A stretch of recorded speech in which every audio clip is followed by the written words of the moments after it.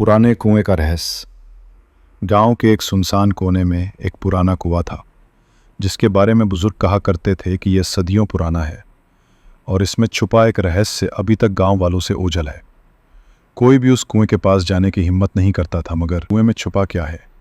एक शाम जब सूरज डूब रहा था, फराज ने हिम्मत करके कुएं के पास जाने का फैसला किया। अचानक उसे एक सरागोशी सुनाई दी। क्या तुम मेरी मदद करोगे? कुएं की तह से एक नर्म सी रोशनी उभरी।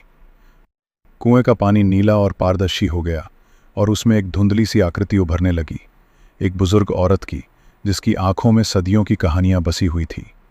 मैं इस गांव की रक्षक थी, उस औरत ने धीमे स्वर में कहा।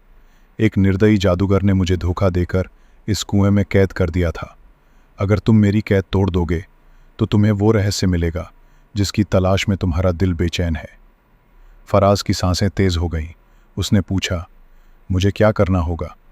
औरत ने कहा, इस कुएं के किनारे एक पुरानी पत्थर की पट्टिका दबी हुई है। उसे निकालो और उस पर खुदा हुआ शब्द पढ़ो। वही शब्द मेरी कैद को तोड़ेगा। रात का अंधेरा अब गहरा हो चुका था, लेकिन फराज ने डर को मात दी।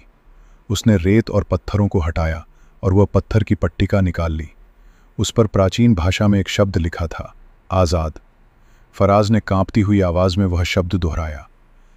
तभी कुएं से एक तेज हवा का झोंका निकला और कुएं की तह में एक तेज रोशनी फूट पड़ी। वह बुजुर्ग औरत अब एकदम स्पष्ट दिखाई दे रही थी और उसके चेहरे पर सुकून की मुस्कान थी। शुक्रिया फराज, उसने कहा। अब यह कुआं तुम्हारा रहस्य है। इसमें छुपी सच्चाइयां और पुरानी यादें तुम्हें पुकारती रहेंगी। लेकिन याद रखो, हर रहस्य की एक कीमत होती है। धीरे धीरे वह रोशनी गायब हो गई